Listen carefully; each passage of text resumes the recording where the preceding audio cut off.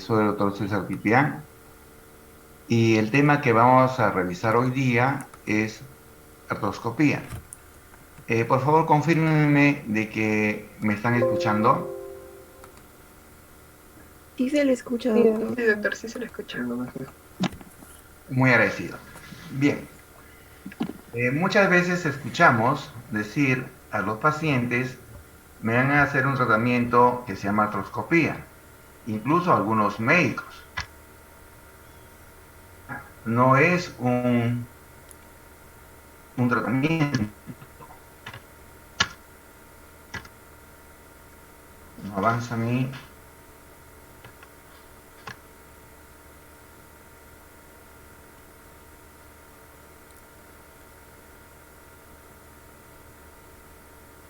Ajá.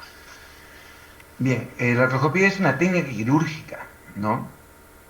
En que es llamada mínimamente invasiva porque produce muy poco daño a los tejidos. Se hacen generalmente dos pequeñas incisiones, no más allá de 5 milímetros. A veces es necesario hacer una tercera incisión, con lo cual produce un traumatismo pequeño y esto permite una rápida recuperación. Bien, las articulaciones que se pueden realizar esta técnica quirúrgica mínimamente invasiva pueden ser casi todas, que sean grandes, ¿no? La rodilla es la que más usualmente abordamos, también el hombro, la cadera, y bastante menos en el país, en tobillo, muñeca y codo. Pero lo hacemos en todas las articulaciones mayores.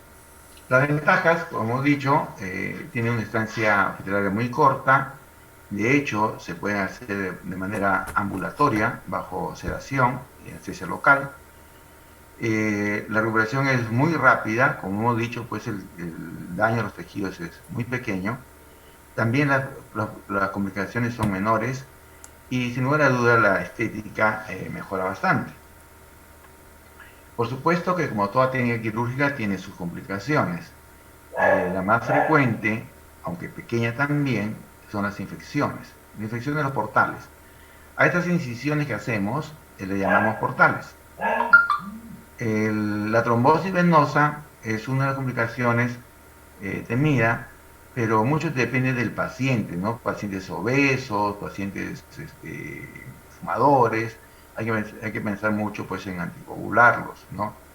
El, la complicación más temida es la neurovascular, lesionar un nervio, un vaso, ¿no? Es muy delicado, muy grave, entonces esto va sobre todo con problemas de técnica quirúrgica, ¿no? Por eso es que para hacer una artroscopía, el médico tiene que estar muy familiarizado en hacer las cirugías abiertas y después pasar a hacer las cirugías eh, mínimamente invasivas, entre ellas la artroscopía. Bien, la artroscopía lo usamos fundamentalmente en las lesiones meniscales de la rodilla, también en las lesiones ligamentarias de la rodilla. Entonces por eso nos vamos a abocar a esta articulación. Revisemos un poquito la anatomía de los meniscos. Los meniscos sabemos que son estructuras cartilaginosas que van a dar una estabilidad a la rodilla. El cóndilo femoral es curvo, el platillo tibial es plano. Entonces para que coacten normalmente necesitan de este cartílago, este filocartílago, que es el menisco, y también sirve como amortiguador, ¿no? Entonces necesitamos que este menisco esté íntegro. El menisco tiene también una forma distinta en el lado externo del lado interno de la rodilla. Esta regla mnemotécnica, esta palabra mnemotécnica, estas siglas mnemotécnicas, OESI, nos ayudan porque el menisco tiene forma de O en la cara externa, en el lado externo, una O, y una forma de C en el lado interno. ¿Y para qué sirve esto? Recordar, porque en esta C está fija en toda la extensión del menisco, ¿no? En su inserción todo está fijo. De tal manera que este menisco C, el interno, se mueve menos y es más fácil quedar atrapado en los movimientos rotacionales de la rodilla, ¿no? Y romperse. Entonces se rompe más este menisco interno que el externo.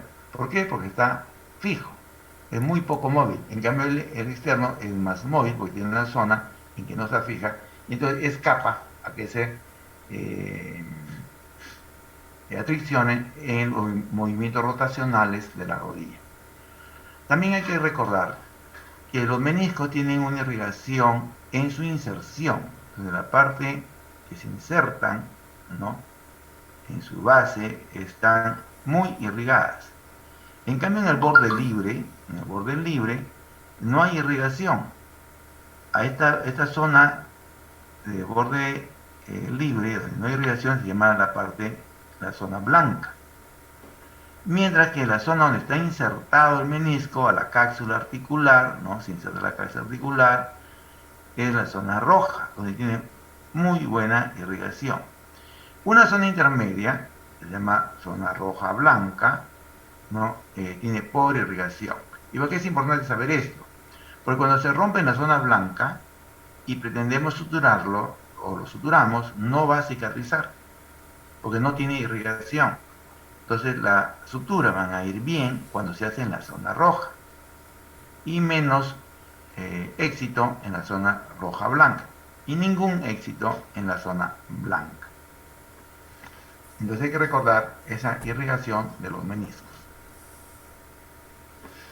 La lesión traumática que más frecuentemente requiere tratamiento quirúrgico son las rupturas meniscales. Entonces, de las lesiones traumáticas de la rodilla que más requieren tratamiento quirúrgico son las lesiones meniscales. No van a sanar por sí solas, ¿no? ¿Y quiénes se dañan más los meniscos? Los pacientes que hacen mucha actividad física, sobre todo deportiva, ¿no?, y que tienen pues movimientos bruscos, especialmente en la rotación, ¿no? Puede ser en abducción o en aducción de la rodilla, pero fundamentalmente de rotación de la rodilla, teniendo el pie fijo. Si tengo el pie fijo y roto la rodilla, allí es donde mi menisco va a quedar atrapado y se va a romper. Frecuentemente hemos dicho el interno, ¿no?, que es el que está más fijo. Bien, entonces, ¿cómo hacemos el diagnóstico de esta ruptura meniscal? Tenemos la clínica. Tenemos un paciente que presenta dolor al ver girado bruscamente de la rodilla, sobre todo teniendo el pie fijo en el suelo, y a veces percibe un chasquido de la ruptura del menisco. Algunas veces puede haber bloqueo articular. Esto no es frecuente, el bloqueo articular.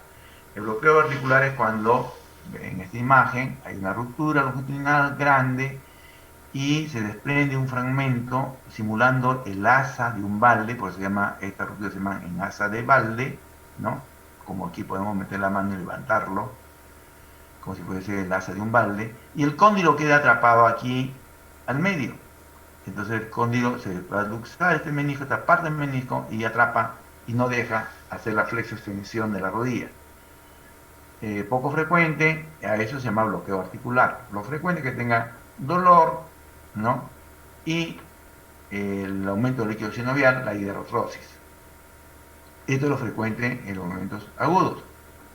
También el paciente va a tener una sensación de inestabilidad de la rodilla, tiene falseo articular.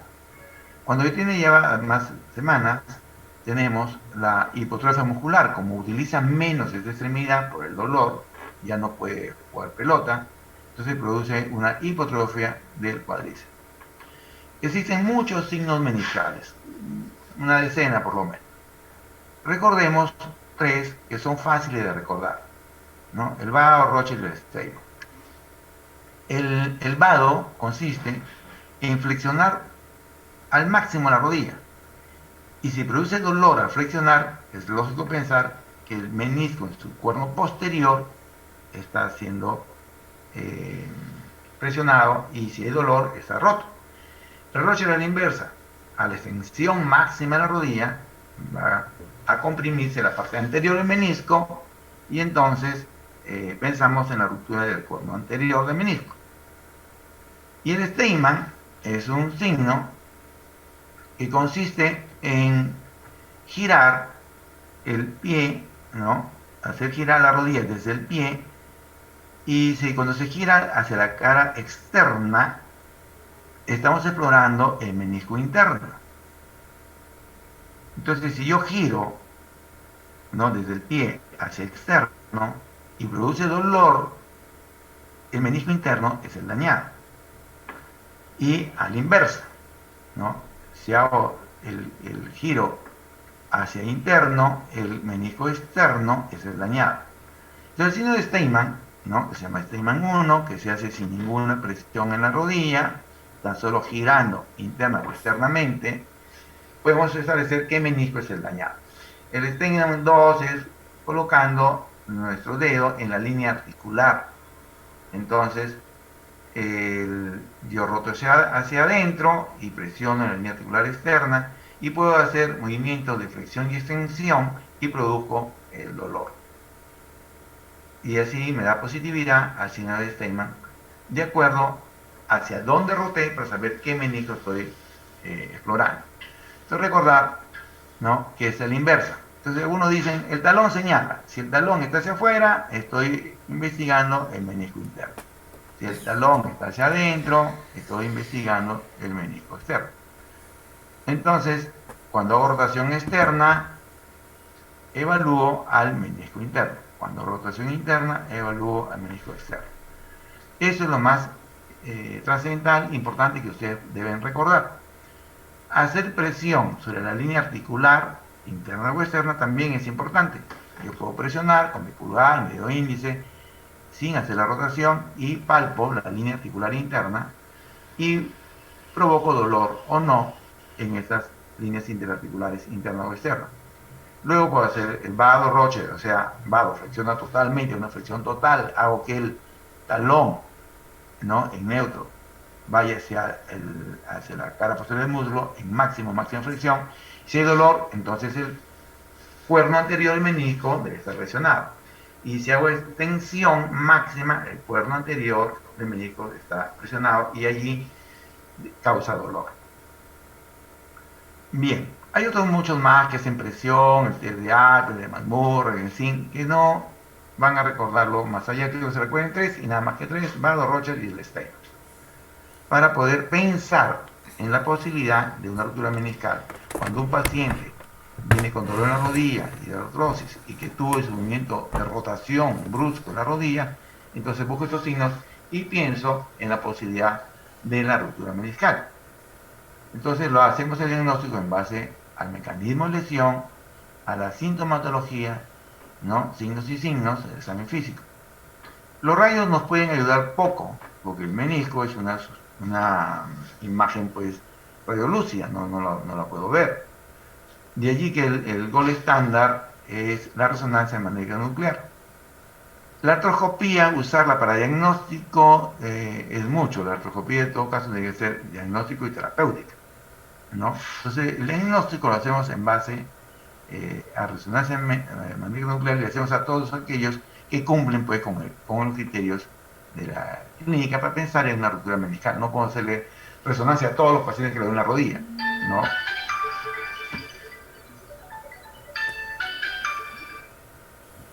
Bien. En la resonancia magnética nuclear, que tenemos una alta sensibilidad, tenemos una alta especificidad, ¿no?, y también tenemos un valor predictivo positivo alto. ¿Qué consiste? En la resonancia sí vamos a ver este triángulo, que es el menisco, ¿no?, y la ruptura la vamos a ver así en negro, ¿no?, y la ruptura es una línea blanca, ¿no? Y estas líneas pueden ser horizontales, una ruptura horizontal, o pueden ser verticales. Lo importante aquí en evaluar en la resonancia es que si esta ruptura llega a tener contacto con la articulación, o sea, llega hasta el borde mismo del menisco. Porque si está dentro del menisco, como en este caso, no es una ruptura que requiere tratamiento quirúrgico. Porque si lo examinamos y entramos a la rodilla, vamos a ver que esta superficie está indemne, por debajo está indemne. Lo que se ha fisurado es dentro del menisco, este se llama intrasustancia, que no da ninguna traducción clínica. Entonces, porque yo veo una ruptura en la resonancia, no quiere decir que tenga que sacar el menisco o hacer alguna intervención quirúrgica. Para que tenga traducción clínica, para que sea quirúrgico el tratamiento, esta línea debe llegar hasta el borde del menisco, ¿no? Entonces, tiene que ser hasta tener contacto con la superficie articular. Si no, no es de ninguna manera de tratamiento quirúrgico. Entonces, si yo tengo 63 años, me hacen una resonancia, lo más probable es que me encuentren rupturas intrasustancias que son degenerativas propias de la edad. Pero no por eso vamos a pensar en un tratamiento quirúrgico. ¿Ok? Entonces, esto es importante para evaluar en la resonancia las fisuras meniscales. Bien, hecho el diagnóstico, entonces vamos a hacer el tratamiento quirúrgico y lo hacemos mediante esta técnica de laparoscopía, una incisión pequeña, por donde vamos a introducir una videocámara, otra incisión en el lado medial, entonces vamos a introducir los instrumentos y en el monitor vamos a poder ver la articulación de manera magnificada. Y entonces por eso es que podemos tener muy buena visión de la rodilla, incluso mejor cuando tenemos cirugía abierta. Podemos mirar mucho mejor con esta videocámara que tiene distintos ángulos y vemos todos los rincones de la rodilla. Y podemos buscar y palpar, ¿no?, a los meniscos. Entonces hay unos instrumentos, un palpador, un ganchito que introducimos y podemos palpar, traccionar, levantar el menisco buscando si hay alguna ruptura. Entonces, si hay una ruptura intrasustancia, pues eso no produce ninguna molestia. Entonces, la ruptura tiene que estar en contacto con la articulación. ¿Ok? Las rupturas, pues, son de distintos tipos. Tenemos rupturas longitudinales, ¿no? Tenemos rupturas transversas, pero como ven, comprometen todo el espesor del menisco, o sea, longitudinal o transversa, o un flat que sí tiene contacto con la articulación. Entonces, el menisco que se ha roto y no se trata, con el tiempo va a ir aumentando la magnitud. Entonces, estos no van a sanar solos. Y puede producirse, pues, una asa de Walde. Una asa de Walde es la ruptura del menisco, ¿no? Y se separa. Entonces, primero fue una longitudinal, y aquí está en la zona roja. Si hubiéramos hecho el diagnóstico a tiempo, se hace la sutura y se acabó el problema. Si no, va a continuar rompiéndose, incluso si una asa de Walde.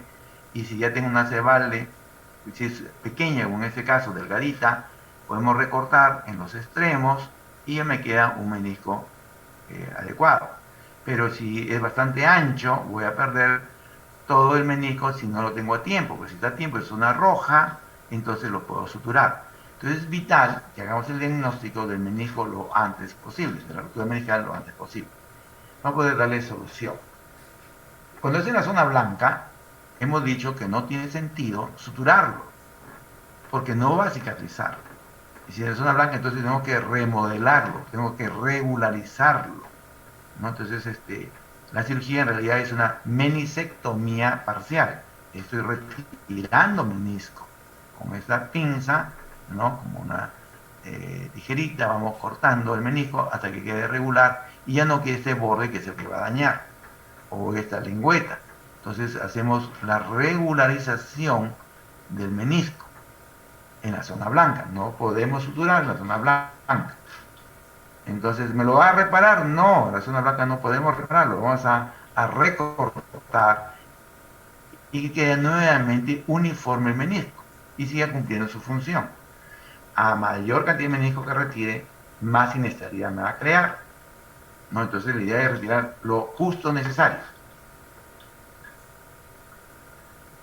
Aquí tenemos un ejemplo, ¿no? Ruptura del menisco que abarcan todo el espesor, llegan a contacto con la superficie articular y se tienen que regularizar, recortar el menisco para que quede regular, ¿no?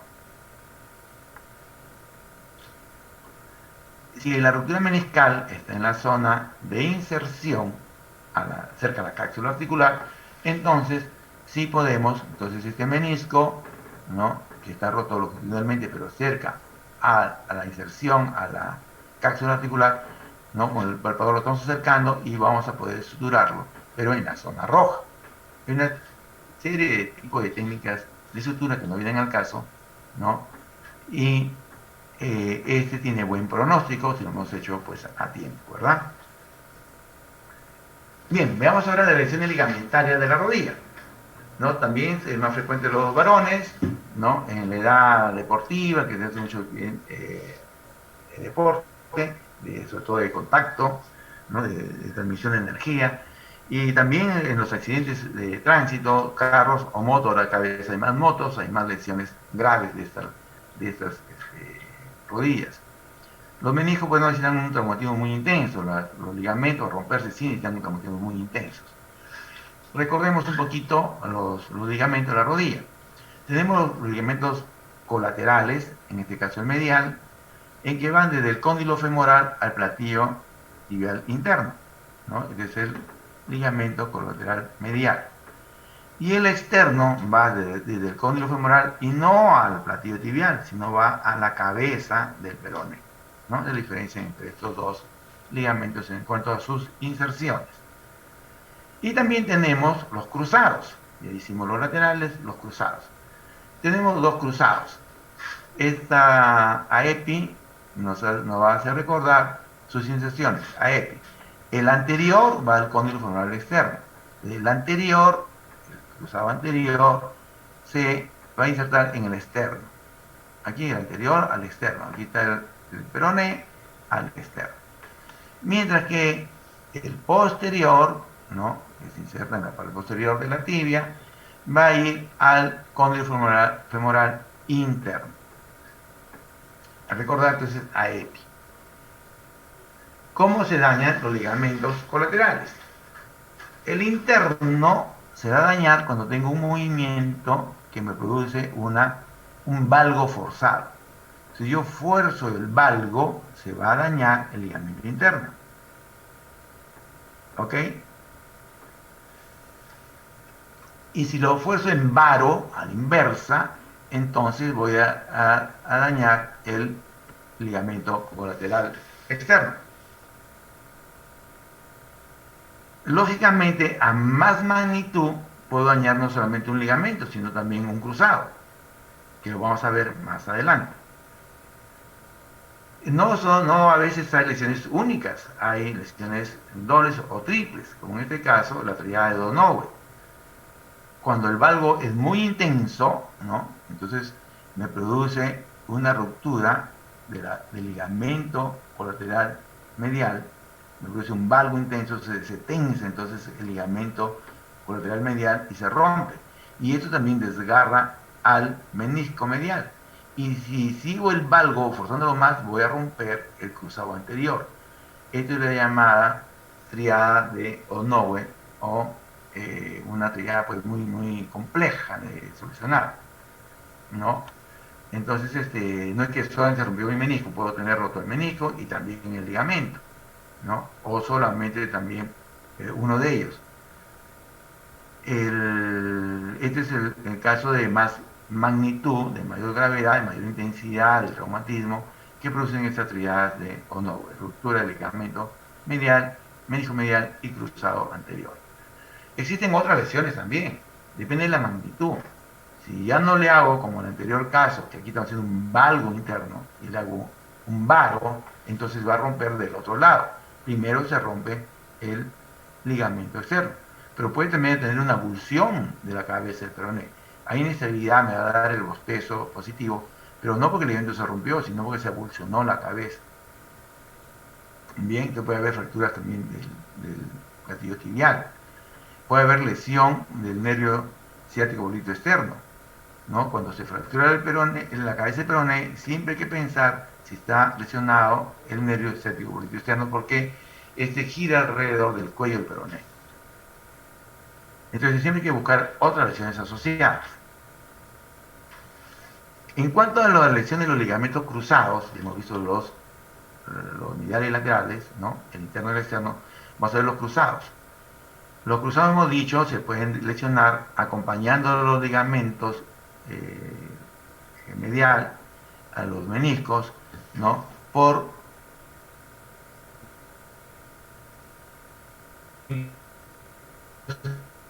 en cruzados.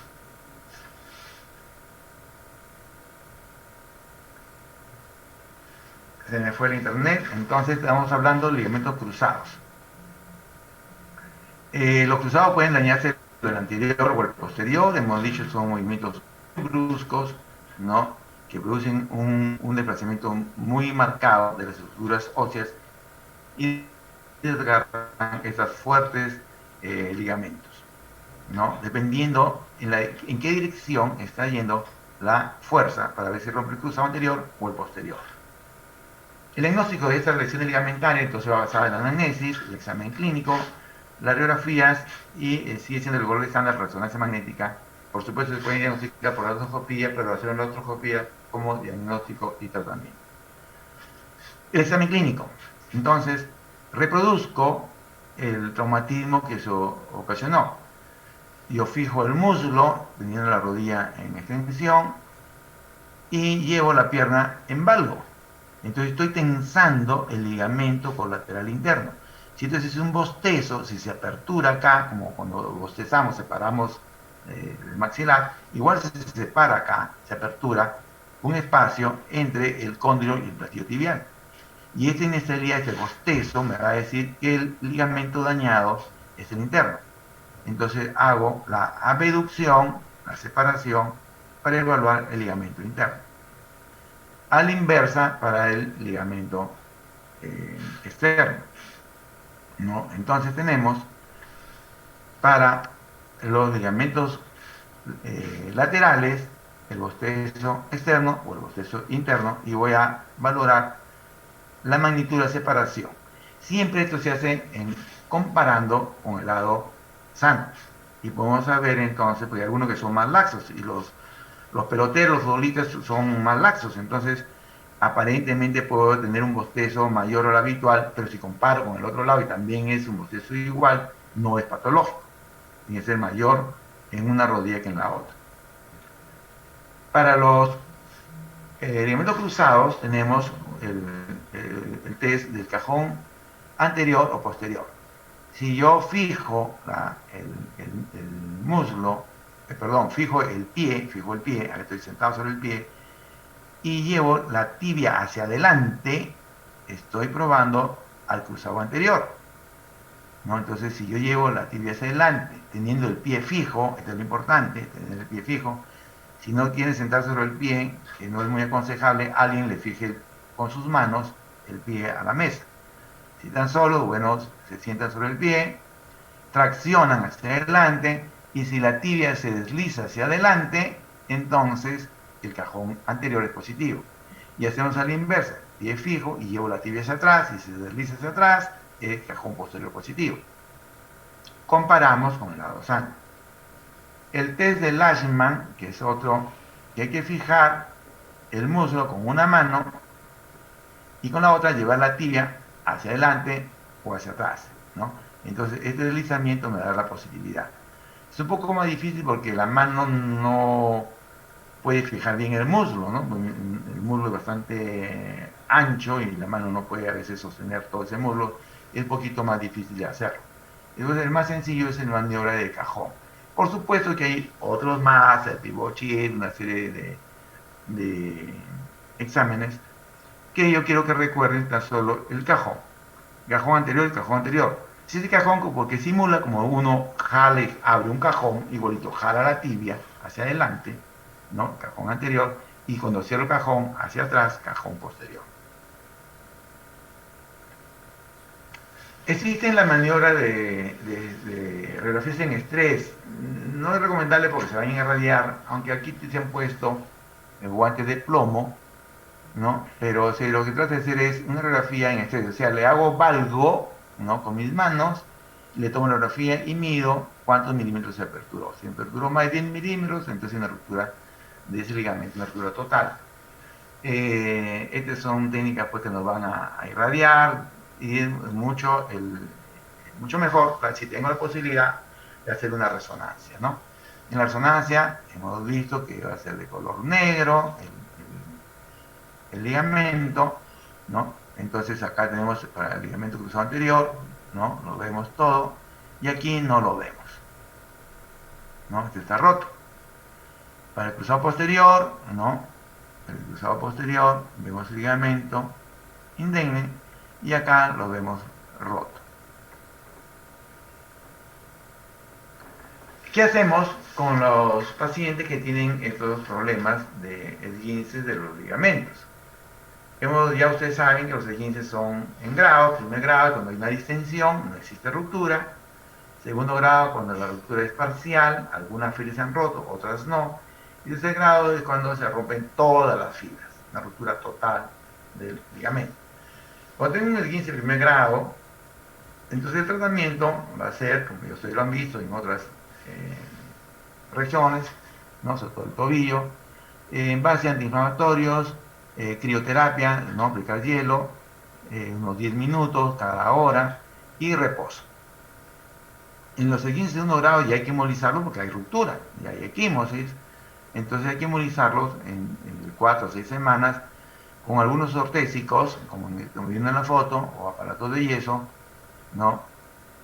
Para permitir la cicatrización de estos ligamentos. Cuando es de tercer grado, o de ruptura total, va a depender de algunos factores. Uno de los más importantes es la edad, ¿no? Cuanto más joven, entonces se indica tratamiento quirúrgico. A mayor edad, no. Y se puede compensar fortaleciendo musculatura. Entonces, si a mí se me rompe mi ligamento cruzado anterior, pero yo no juego pelota, yo estoy sin una actividad deportiva, entonces me basta fortaleciendo mi cuádriceps para tener mi rodilla estable. Pero si tengo 20 años y tengo actividad deportiva y tengo todavía pues 60 años, 70 años por delante, sí tengo que estabilizar esa rodilla. Pero si tengo 70, 80 años ya no, ya mi techo es mucho más corto, mi actividad física es mucho más corta, entonces no se recomienda allí la reparación, la...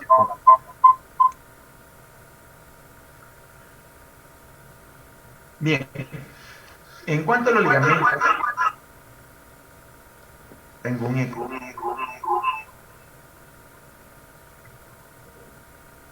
A ver quién me ayuda.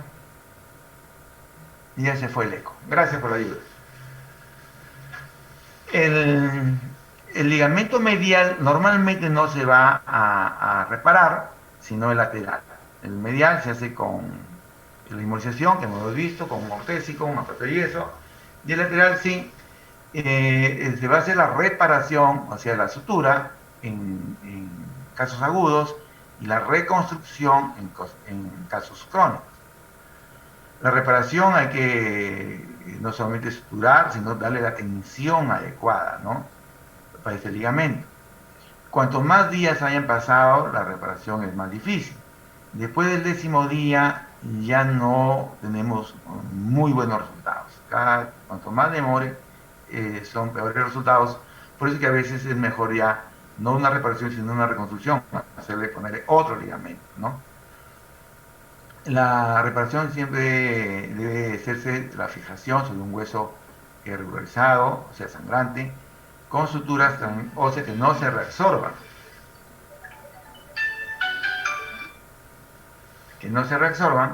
Y se fijan mediante tornillos, grapas,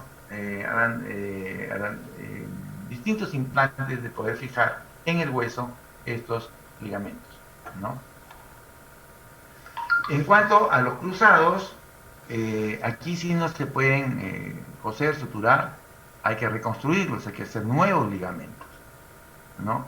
Y la artroscopía nos ayuda muchísimo, ¿no? Entonces podemos primero identificar la ruptura, ¿no? Y luego podemos colocarle un nuevo ligamento. Uno de los más usados es este injerto hueso, tendón, hueso, sacamos pedacitos de la rótula, el tendón rotuliano y una pastilla, un fragmento óseo de la tibia, ¿no? Cerca del TAT. Entonces, este injerto, que se llama hueso, tendón hueso, vamos a colocarlo, este injerto, le damos la forma, media circular, y lo vamos a colocarlo en la rodilla haciendo unos túneles. Estos túneles tienen su forma de hacerlo, ¿no? Y a través de esos túneles ingresa este injerto y las pastillas óseas se van a fijar en el fémur y en la tibia mediante distintos sistemas de fijación, que pueden ser de metálicos, pueden ser también reabsorbibles, ¿no? Y de tal forma que el tendón queda al medio, cumpliendo la función del ligamento. Entonces dándole la estabilidad, porque si no le estabilizo, esta rodilla va a ir a la artrosis y voy a perder la rodilla por la artrosis. Entonces tengo que estabilizarla. Si perdí mi cruzado y soy joven, tengo que estabilizarla, pues si no, mi futuro va a ser una artrosis y una prótesis. Muy bien. Gracias por su atención. Ahora sí, pasamos al momento de las preguntas. Doctor, disculpe, una pregunta. Eh, Sí, Usted justo mencionó sobre que las consideraciones terapéuticas iban según los grados de esguince que van a presentar. Pero, o sea, la clasificación de los grados de esguince para en estos casos sigue siendo las características clínicas siguen siendo las mismas que siempre se usan para todo tipo de esguinces, o las características clínicas en estos casos van a variar. no. Los esguinces son exactamente igual clasificados en la articulación que fuese. Si yo tengo un esguince de tobillo de primer grado, significa que ninguna fibra se rompió en el tobillo. El ligamento que más se daña en el tobillo es el ligamento deltoideo, el interno. Entonces, si yo tengo un movimiento del tobillo en eversión, o sea, la planta hacia afuera, mi ligamento interno se tensa. Si no se rompió, entonces es un esguince de primer grado. ¿Cómo lo sé? Si yo no tengo una resonancia, clínicamente se dobló, me dolió, se me hinchó, pero rápidamente, perdón, se me dobló, me dolió, y rápidamente pasa el dolor y empiezo a caminar y después se me hincha, ¿no? Después se me hincha. Entonces, eso es la característica clínica de primer grado, distensión, no ruptura. Cuando se rompe, se me hincha de inmediato, sangra, tengo equimosis, pero puede ser roto parcialmente o totalmente. O sea, ya diferencié el esguince de primer grado de segundo y tercero. Primer grado no se hincha de inmediato, no hay equimosis. Segundo grado, tercer grado, sí se hincha de inmediato, no pasa el dolor rápido y tengo equimosis. Entonces, ¿cómo diferencio segundo y tercer grado? La estabilidad. Si está roto el ligamento, entonces tengo inestabilidad de la articulación. ¿Ok? Si está roto parcialmente, no tengo esa inestabilidad. Por supuesto que los exámenes auxiliares, llámese resonancia, me van a dar con precisión la magnitud de la ruptura. Tengo duda de que tanto es de bostezo en la rodilla, si es total o parcial, estoy evaluando el ligamento externo, que si está total tengo que suturarlo, entonces le pido una resonancia, ¿no? Pero si es medial no tengo que suturarlo, tengo que inmovilizarlo. Entonces, contestando tu pregunta, la característica de 15, primer, segundo y tercer grado es igual en todas las articulaciones. ¿Cómo lo voy a tratar? Va a depender, ¿no? Va a cambiar de qué ligamento estoy hablando y va a cambiar de qué articulación estoy hablando. Por ejemplo, si se luxa el hombro, los ligamentos se rompieron, pero nadie lo opera. Yo lo reduzco y lo inmovilizo al hombro, ¿no? Y si lo inmovilizo, cicatriza todo y se acabó el problema, ¿no? Entonces, va a depender de qué ligamento, qué magnitud de ruptura tenga. Pero tu pregunta fue, ¿se clasifican igual? Sí, se clasifican igual, primero, segundo y tercer grado. Y eso tiene clínicamente, y la certeza me da la resonancia. No sé si satisfago tu pregunta. Sí, doctor, totalmente. Muchas gracias. Ok, muy amable. Gracias a ti por la pregunta.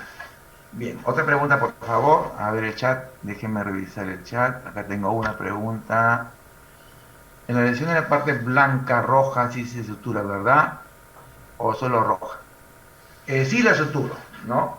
Eh, yo, como paciente joven, le doy un chance. Si es roja, la suturo 100% y estoy seguro que tener buen pronóstico. Si es blanca, no la suturo porque tiene mal pronóstico y tengo que remodelarlo, recortarlo. Si es roja blanca, yo prefiero, sí, correr el chance de suturar, porque tengo, digamos, 50% moneda al aire, ¿no? Si me sale bien, adiós, gracias, ¿no? Y se acabó el problema. Si no, tendré que remodelarlo, pero le estoy dando la chance. Entonces, si es roja blanca, sí, sí, hay que suturarla. Si es roja, definitivamente que sí. Bien, Camila. A ver, cerramos aquí. Ya no hay ninguna más. Preguntas orales. Bueno, yo quiero agradecerles haber cambiado la hora, realmente que me era imposible hacer a las 12, por más que hice todo, ¿no? Y también queríamos cambiar para otro día. Finalmente el doctor Delgado conversó con usted, me dijo que podíamos hacer a las 11 y le agradezco, de verdad le agradezco de sobremanera, me hayan podido ayudar, porque a las 12 tenía que estar en otro lugar sí o sí. Aquí tengo otra pregunta, a ver. Si Omar, me está agradeciendo. Bien, entonces, no habiendo preguntas, jóvenes, mucho gusto de verlos, bueno, por lo menos interactuado, conocido así, por esta pandemia que hubiera sido muchísimo mejor en su carrera. Hasta luego. Hasta luego, doctor, gracias. Gracias, doctor. Gracias a todos. Ahora salir.